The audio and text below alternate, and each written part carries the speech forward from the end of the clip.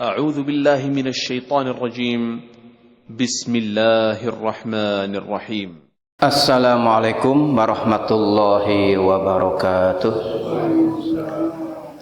Bismillah, alhamdulillah, wassalatu wassalamu ala rasulillah wa ala alihi wa sahbihi wa mawala wa la hawla wa la quwata illa billah, amma ba'du. Puji dan syukur kita panjatkan kehadirat Allah subhanahu wa ta'ala yang telah memberikan anugerah nikmat iman dan Islam, nikmat kesehatan lahir batin, nikmat panjang umur, sehingga kita dapat melaksanakan kewajiban-kewajiban dan kesunahan-kesunahannya. Salawat dan salam semoga dilimpahkan kepada junjungan kita Nabi besar Muhammad sallallahu alaihi wasallam, kepada keluarganya, para sahabatnya, dan para pengikutnya sampai akhir zaman. Alhamdulillah, pada kesempatan malam hari ini kita sama-sama melaksanakan kegiatan yang berkaitan dengan tawasulan di malam Jumat ini. Mudah-mudahan dengan kita selalu mendoakan keluarga kita, orang tua kita yang sudah almarhum almarhumah, mereka ahli kubur diterima iman Islamnya dan diampuni segala kesalahan dan dosa-dosanya. Dan kita yang hadir, insya Allah setiap langkahnya Allah balas dengan pahala yang berlipat ganda dan pulang mendapatkan ampunan dari Allah subhanahu wa ta'ala. Kita lanjutkan kaji kita yang kemarin yang berkaitan dengan asal usul salat yang 5 waktu. Allah berfirman dalam Al-Quran surat An-Nisa ayat 103. A'udzu billahi minasyaitonir rajim. Bismillahirrahmanirrahim. Inna sholata kanat 'alal mu'minina kitaban mawquta. Surat An-Nisa ayat 3. Sesungguhnya salat itu merupakan suatu kewajiban yang telah ditentukan waktunya atas orang-orang yang beriman. Kita sudah maklum bahwa waktu sholat dari mulai subuh sampai isya yang 5 waktu. Bagaimana asal usulnya sholat subuh, sholat zuhur, sholat asar, sholat maghrib, dan sholat isya? Ketika Nabi Adam alaihissalam terusir dari surga karena melanggar perintah Allah, yaitu memakan buah khuldi, akhirnya Nabi Adam dibuang, diusir dari surga ke dunia. Yaitu pada malam hari Nabi Adam dibuangnya ke gunung Himalaya, sedangkan Siti Hawa ke Jeddah, ya. Ketika Nabi Adam malam hari yang begitu gelap gulita, ya, pertama kali Nabi Adam menginjakkan kakinya di bumi, sedangkan di surga terang benderang, ya, tidak ada kegelapan di dalam surga. Sampai Nabi Adam merasa ketakutan malam hari dibuang, ya, di hutan yang luar biasa. Himalaya kan hutan itu, ya. Sampai Nabi Adam merasa ketakutan karena tidak ada orang, hanya sendirian. Bayangkan aja, ya, takut yang luar biasa di kegelapan malam, dan malamnya panjang sekali. Beda dengan kita, asa sakedeung gitu kan malamnya. Zaman Nabi Adam itu malamnya lama, ya, karena usia pun lama, ya. Begitu Nabi Adam merasa ketakutan dengan kegelapan malam, dengan merasa bersalah melanggar perintah Allah, ya, begitu fajar shadiq tiba, ada secercah cahaya. Nabi Adam merasa gembira, ya, dengan adanya cahaya fajar shadiq, menandakan ini waktu subuh, ya. Maka Nabi Adam dengan bersyukur kepada Allah melaksanakan sholat 2 rakaat sholat subuh Jadi yang pertama kali melaksanakan sholat subuh adalah Nabi Adam alaihissalam, ya. Ketika Nabi Adam merasa terbebas dari kegelapan malam, dari rasa takut yang mencekam, begitu melihat fajar shadiq tiba, Nabi Adam bersyukur pada Allah. Akhirnya Nabi Adam melaksanakan sholat subuh 2 rakaat.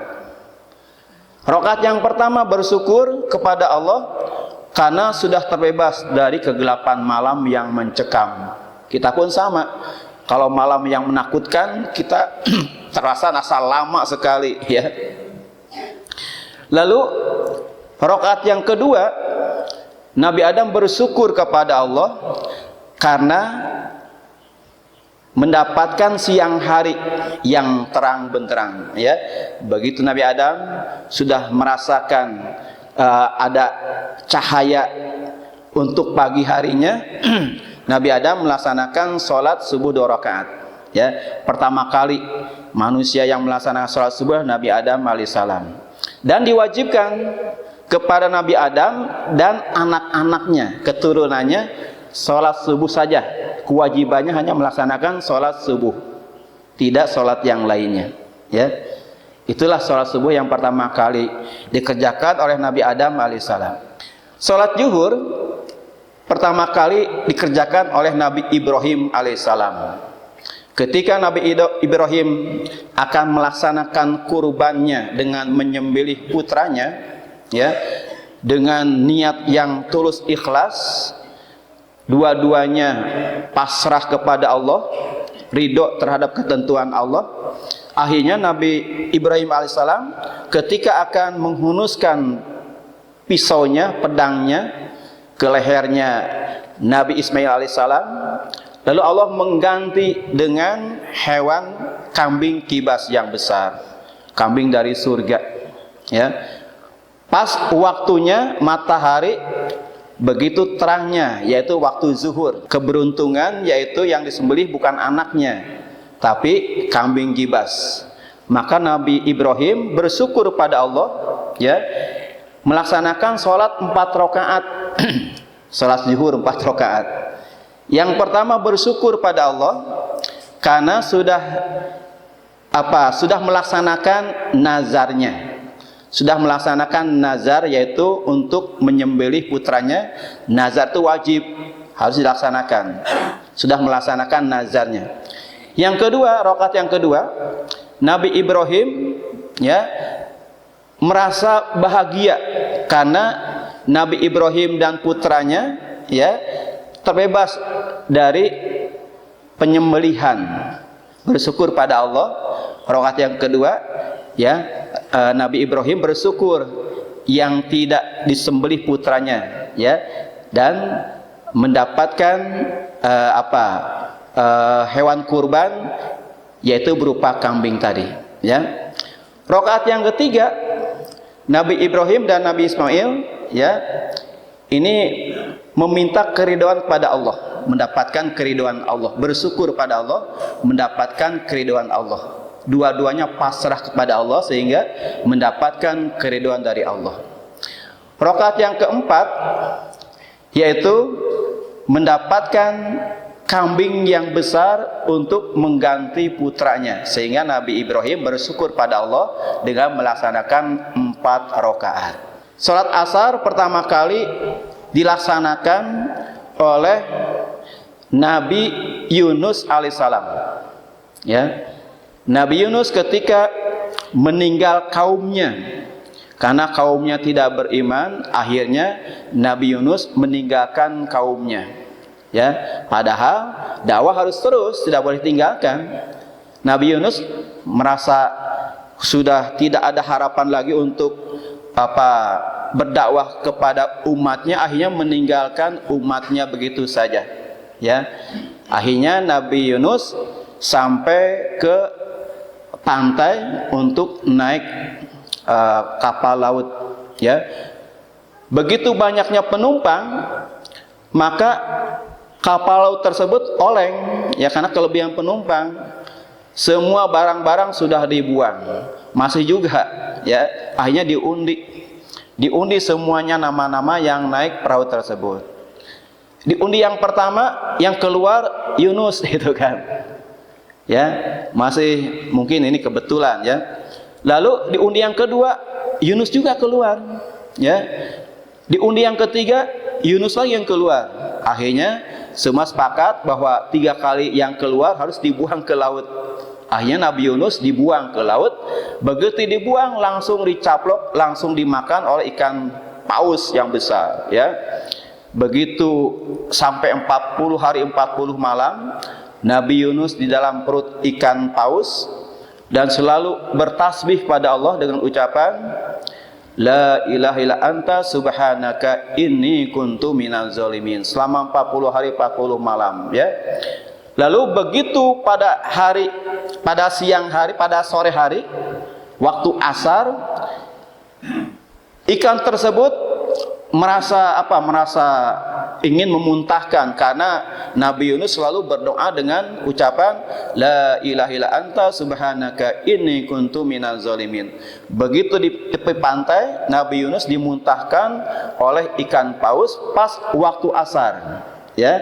Lalu Nabi Yunus bersyukur pada Allah telah selamat pas waktu asar, dan Nabi Yunus dengan rasa syukurnya melaksanakan sholat asar 4 rakaat. Jadi yang pertama kali melaksanakan sholat asar adalah Nabi Yunus alaihissalam ya.